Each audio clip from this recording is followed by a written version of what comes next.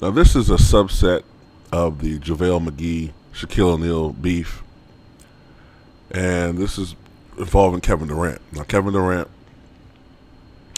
came to the defense of his teammate JaVale McGee, which I can't criticize. You know what I'm saying? A good teammate, is supposed to do that. All right, I understand that. My issue is what Durant said. Now,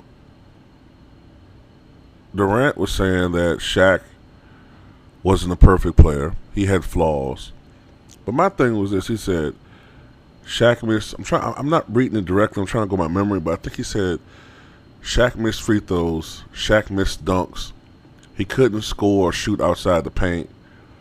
He had no skills. He was bigger than everybody else, and that's the reason why he was able to score. And he also played on 5 or 6 different teams, so he wasn't this flawless player. Something like that. Now, this is my problem with Durant. I mean, not only the fact that we never heard him start chapping and yapping at the mouth until he joined the Warriors. Okay, when he was with the Thunder, he was at press conferences crying about how good his mama was and playing the good boy routine and shit. Now, all of a sudden, he want to be Mr. Tough Guy when he on a team that's about 50-8 or whatever, right? Or 50-9, whatever their record is. All right. Secondly, and I guess more importantly, I take issues with some of the shit he's saying about Shaq. Okay, having watched Shaq I watched Shaq for the totality of his career. From the time he was, matter of fact, I remember I started paying attention to Shaq when he was in LSU. And I watched him throughout his entire career until his retirement. You said Shaq couldn't shoot free throws. No, he couldn't. He couldn't. We know who else couldn't shoot free throws? Will Chamberlain, who some people think is the greatest center of all time. Many people think that. Some people think he's the greatest player. If I said center, I meant not only center, the greatest player of all time. Or at least the greatest center. All right? So, to me, not being able to shoot free throws has a lot to do with mechanics, but it also has to do with your hands. Like I've said before, a majority of players who have large hands can't shoot free throws. They just can't. I have large hands, and I've always been an inconsistent free throw shooter. Very. Sometimes I'm the worst free throw shooter you've ever seen, and sometimes I could knock them down at a 70% rate maybe. I've never been able to be a good free throw shooter because I have large hands. However, there are some people who have large hands and have been able to knock them down. Michael Jordan had large hands. He was an 84% foul shooter. Clyde Drexler had very large hands, as did Dr. J. Dr. J's hands are humongous, and he was still able to shoot them at a high 70% rate. So some people are able to have the mechanics to work around it, but I think it has a lot to do with if you're a large guy plus you're strong, like a Shaq and a Wilt, it's hard to sometimes fix everything. Okay, but yes, he was a bad foul shooter. Shaq admitted it. Shaq acknowledged it. Shaq even, unlike a lot of guys, poked fun at himself about his horrible foul shooting. If you think I'm joking, look at the Scary Movie cameo he had with him and Dr. Phil. Shaq made it a running joke. Shaq's big issue is when you lie about certain things about his game. Okay, now when you say Shaq missed dunks, okay, toward the end of his career, when he lost all of his athleticism and his quickness, I do remember him missing alley dunks or going up and missing dunks that he would have been able to finish easily, especially when he was with Boston. When he was with Boston, he was done. He was more or less just done when he was with the Boston Celtics there last year, okay? But in his heyday, Shaq didn't miss dunks. Okay, so that's telling me right then and there, Durant, that you're judging Shaq based on his last years when that wasn't Shaq. Okay, the Shaq that got blocked, you know what I'm saying, by who was it? Who was that player that blocked him? The slam dunk champion Robinson. Jesus. What's wrong with the names today? You know that guy. That Shaq wasn't Shaquille O'Neal. Okay, that was an old man wearing a O'Neal jersey. Okay, if it wasn't Shaq with the Magic and Lakers and maybe the Heat, then that wasn't Shaq. Okay. Then you say, like, what really gets me is when he said he couldn't score outside the paint and he had no skills. Well, I mean, traditional centers, look, the centers in the heyday, they weren't guys, they weren't these Euro centers who sit back and shoot three-pointers, okay? A center's job was to score in the paint because that's what centers did, okay? Centers didn't sit out there and camp behind the three-point line and shoot, okay? I'd rather have my center being an unstoppable force down low in the post, which is a rarity this day and age, than being a guy who's just sitting back, being 7'5", a waste his fucking size, shooting three-pointers, hitting nearly the top of the goddamn arc of the ball, damn near hitting the top of the stadium ceiling and shit, because he's so fucking big. I don't want to see no shit like that. I want to see a center. It's nice to have a center that could occasionally, shoot threes and shit, but my goodness, does everybody remember Shaq when he first came in the league? They were comparing him to like a David Robinson. He was 7'1", 285 pounds. You know what I'm saying? He was like a bigger version of David Robinson. Shaq was springier. You know what I'm saying? I think he had 18 rebounds his first game in the NBA.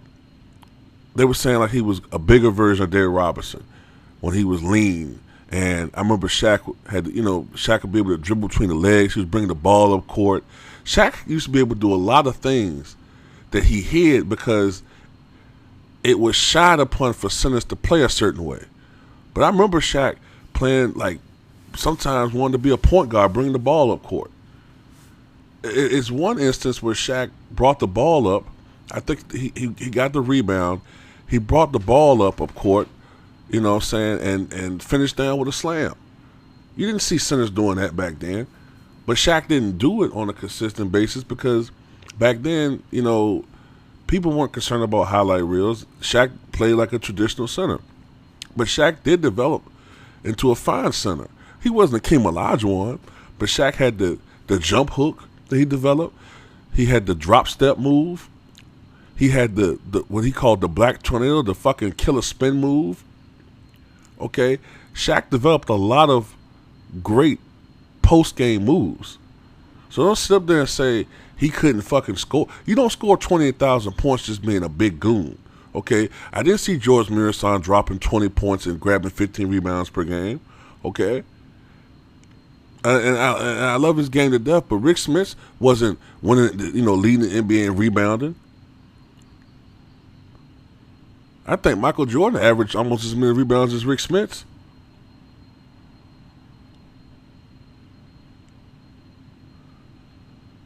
I don't think Sean Bradley was scoring 20,000 points in his career. So it's not all about size. Okay? You don't score 28,000 points just being big. Shaq had skills. If anything, Shaq didn't live up to his potential because Shaq is generally seen as a top 10 all-time player. But he should have been even more. Shaq had GOAT potential. Shaq could have went down as the greatest player of all time if he had the mindset of a Michael Jordan or a Kobe Bryant. Or hell, even a Chris Paul. But Shaq was a little bit lazy with certain aspects of his game, but he still was a Hall of Famer.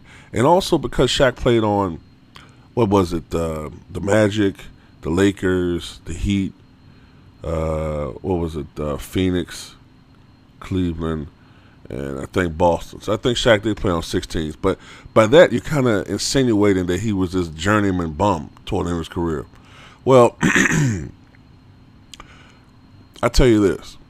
The Shaq with the Boston Celtics was a far cry from Shaquille O'Neal. With the Suns, he was in and out. Some games he would look great, some games he didn't. With Cleveland, he wasn't the same dude, you know what I'm saying? But when he was with the Magic and when he was with the Lakers. He was a phenomenal player. This is a guy who nearly led the NBA in scoring his second year in the league. Only fell behind really because of one 71-point outburst by Robinson. Led the NBA in scoring his third year in the league, 29.3 points per game, 94-95 season. Took his team to the NBA Finals his third season. Okay? And contrary to public opinion, or popular opinion, while Olajuwon did outplay Shaq, Shaq had a nice series. Shaq posted great numbers. I think he averaged like 28 points per game in the finals. But Shaq was outplaying everybody during that playoff run. The only guy that really outplayed him was Olajuwon. And there's no shame being outplayed by one of the greatest centers of all time. Okay? Now, while Shaq did have a lot of postseason exits that were kind of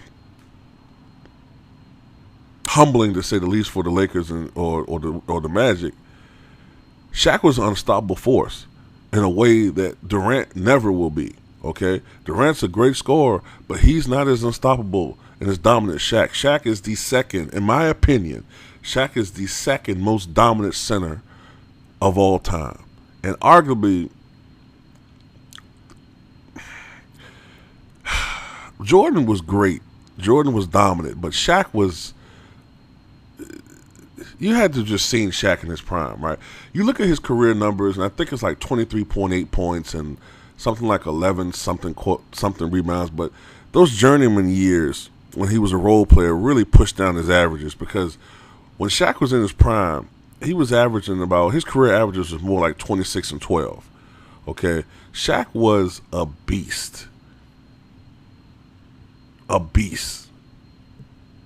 And when he got it going, when Shaq really was playing his ass off, just look at that series, that finals against the Pacers, when Larry Bird was forced to hack a Shaq. Forced to do it because they just had no answers for the guy. So he was not just a guy out there just, beasting because he was big. Okay? Now I understand you taking up for your boy, but you can't disrespect Shaq's legacy like that. You know what I'm saying? That's just me, okay?